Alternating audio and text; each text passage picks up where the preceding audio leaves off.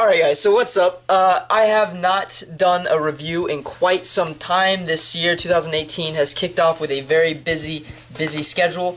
I've seen the movies, I just have not had time to review them, so I'm back. I'm going to do one, not too long hopefully. I need to catch up on all the reviews, so I decided to do one video where I did each movie I've seen so far this year, do a quick review on it, let you know guys what I think. So, the first movie that I saw this year was The Darkest Hour. I was kind of excited to see this movie because it got a lot of buzz, and I actually like history movies.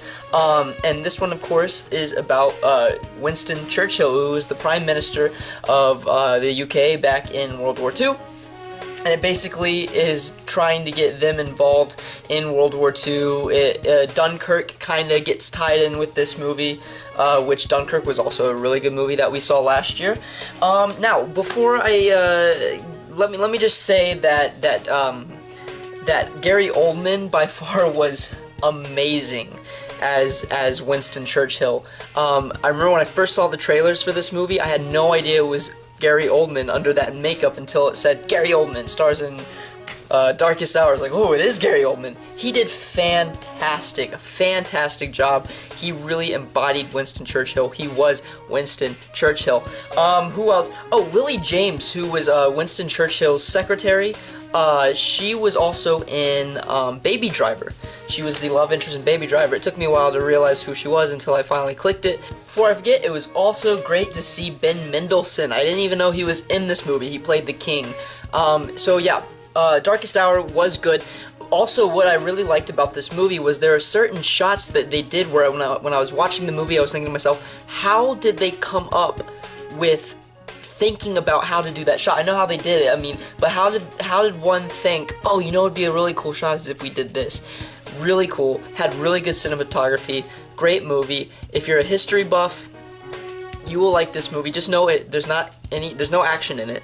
You don't see any battle, so just know that going into it. If I have to give The Darkest Hour a final score out of 5, I give it a 4 out of 5. It was really well done, really good performances, really well shot, good cinematography, and, you know, I'm just kind of a sucker for history films. So there you go. Alright, so, the next movie. What was the next movie? Oh, God. The next movie I saw was Insidious 4, Insidious 3, The Final Key. I hope it's the final movie. Because, well, it wasn't bad. I have never seen any other Insidious movies beforehand. Went ahead, went into this one by myself, and it was okay, I guess. This definitely is not the movie that is going to win me over. This isn't going to be a movie that's going to win anyone over. This isn't going to be a movie that's going to make someone say, ooh, I really need to watch the other Insidious movies. The problem with this movie is there were certain scenes where it had really good, creepy imagery that made your hair stand up, made you get the shivers and whatnot, but then it was ruined by a loud jump scare. And jump scares are the laziest ways of scaring people. It's just loud noises in your ear that just startles you. It's not scary, it just makes you jump, and it's like, well, that wasn't scary, all it was "Wah!" and it just like makes you jump. It's like, that wasn't scary at all. But again, this movie did have some good, creepy imagery. It was just ruined by the jump scares. If I have to give Insidious The Final Key a score, this movie didn't do anything special for me. It wasn't that great, but I didn't hate it. I guess I give it a 2.5 out of 5. I can't quite get it up to a 3. This movie just didn't do a whole lot for me, and it didn't make me want to see the other Insidious films. So, there you go. Alright. The next film I saw was 3 Billboards Outside Ebbing, Missouri. I've already done a review with Justin, and check out that video. I already did a review. It should be somewhere down below. Alright, starting off with the next movie is The Shape of Water. Guys, this movie originally came out in December of 2017, so technically it is a December film, 2017 film. However, it didn't get a very wide release until this year, so I'm going to go ahead and just, for my sake, count it as a 2018 film for me. I have been dying to see The Shape of Water. I remember hearing about it. Director Guillermo del Toro was directing this movie. There are even rumors that it could be a prequel to Hellboy, the new Hellboy movies that they're doing. And so I was really excited to see this film. I remember on purpose, avoiding the trailers. I didn't want to see any trailers. I didn't want to see any pictures. I didn't even really want to know what this movie was about. I just kind of heard glimpses of what it was about, but I didn't want to know any more. But then, as time went on, my theater wasn't picking it up, and I eventually just ended up seeing trailers, so that kind of got ruined for me, but eventually the theater picked it up, went and saw it, highly enjoyed this film. The soundtrack, let me first off by saying the soundtrack was great in this film. It really stood out. It made me kind of think of Curious Case of Benjamin Button, just a little bit. But by far, Octavia Spencer was great. It was good to see her in this film. Sally Hawkins, who is our main character, plays a mute woman who works at a lab along with Octavia Spencer, and they're the janitors basically. They go around cleaning, and this movie takes place in the 1960s, and they end up finding out that there is this sea man creature that is being held there, and she ends up falling in love with this sea creature, and there is some a little bit of some graphic nudity and involving the seaman and her seaman, no pun intended. But this movie was great. It was fun. It was good. I really enjoyed it. Michael Shannon was great. He was the antagonist. There's a couple of scenes that kind of make you chuckle to yourself when you're watching it. Not even chuckle, just kind of make you go like, what? And Octavia Spencer was good. Richard Jenkins, who I hadn't seen in any movies since like Burn After Reading and Step Brothers. He's also in this movie. He plays the main girl's next door neighbor. He is also gay, and of course in the 1960s that is a very hard thing to be and to keep secret, and but this movie had no pacing problems. I highly enjoyed it. There was some beautiful imagery, and you really kind of cared about the relationship between her and the sea monster. And gosh, I liked it. I really enjoyed it. I'll probably buy it on DVD one day. I don't have any complaints for it. There is nothing that I can think of. I mean, it's nothing perfect. It's not amazing. It was just really good. I really enjoyed it. If I have to give this movie a score, I'm going to go ahead and give it a 4.5 out of 5. I really enjoyed this film. I think you guys should check it out if you're a big movie buff. So yeah, there you go. Another film that came out in 2017 but just happened to see it in 2018 because of the wide release was Tom Hanks in The Post. Steven Spielberg. I love Steven Spielberg. Whenever he comes out with a movie, I have to go see it. Steven Spielberg, however, lately has been doing a lot of political thrillers recently based in the 1960s and 50s. And he did it with this one. And basically, this is about them leaking a bunch of government files about Vietnam, and the movie basically ends with Watergate. So yeah, Meryl Streep was great in this film. She was our main character, and Tom Hanks was also great. This movie did kind of take me a while to get into it.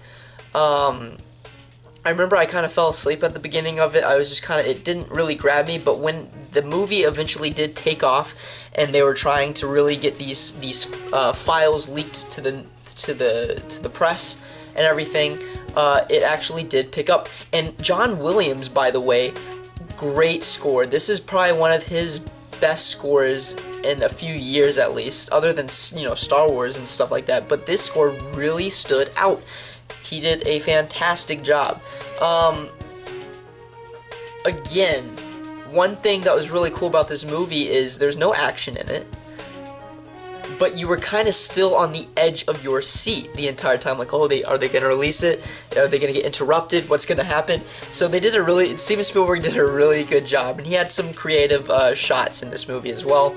So if I'm going to give this movie a score, it wasn't my favorite movie of this year, it wasn't anything amazing. Would I watch it again? Probably not. But when I see a good movie, I'm gonna go ahead and have to give it a 4 out of 5. It was good. I think if you're a political or just a history buff like I am, I think you'll enjoy it.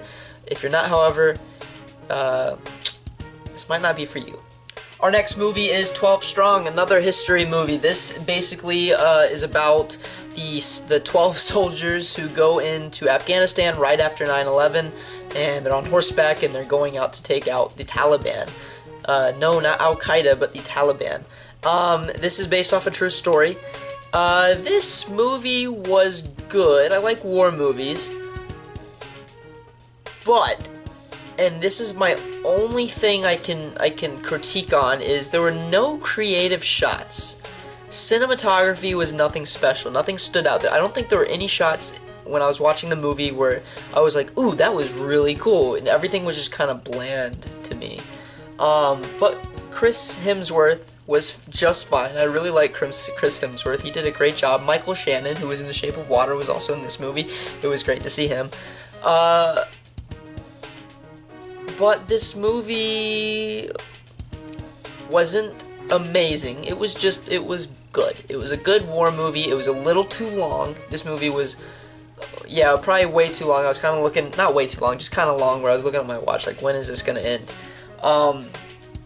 Another critique I could give this movie was, at the beginning, it does the whole 9/11, people watching it, but I felt like they could have spent a little bit more time on the 9/11 aspect to really show the soldiers who are about to go to Afghanistan just how upset they are, and they want to go and serve their country. I felt like they could have focused a little bit more on that.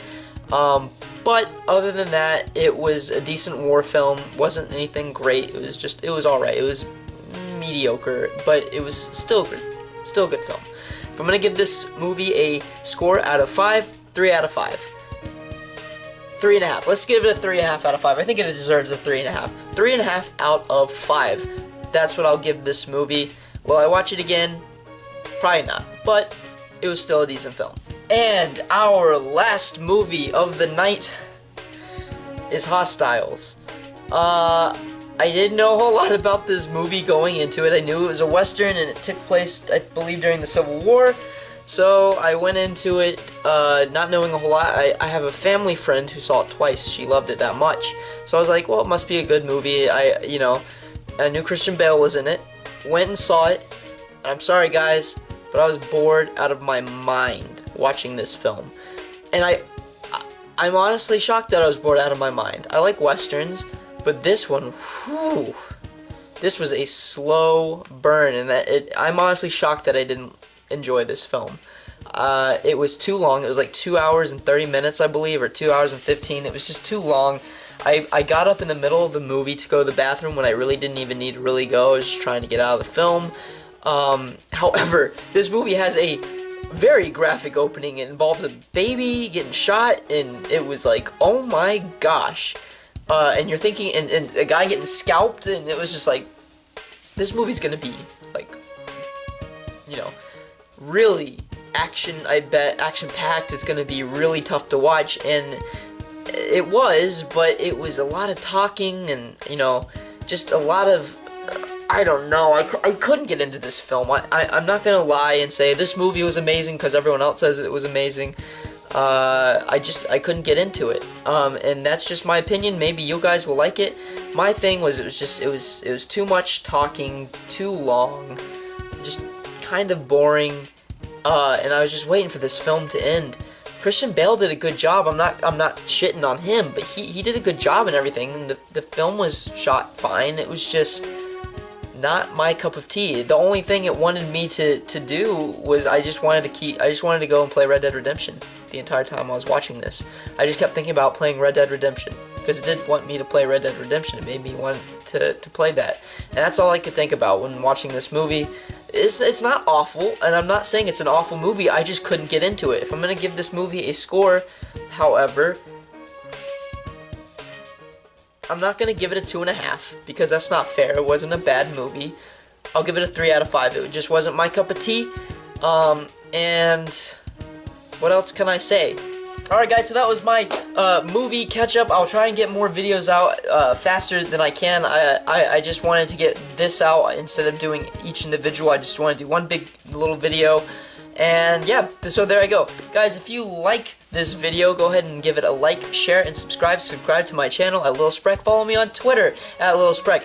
Also, if you have seen Cloverfield, the new Cloverfield, the Cloverfield Paradox, I have a review for it down here, as well as 3 billboards outside Ebbing, Missouri, with Justin Cummings in both of those. I got both of those reviews where we went ahead and shot that. So guys, go ahead and give that a look, and I'll try and get more videos out sooner.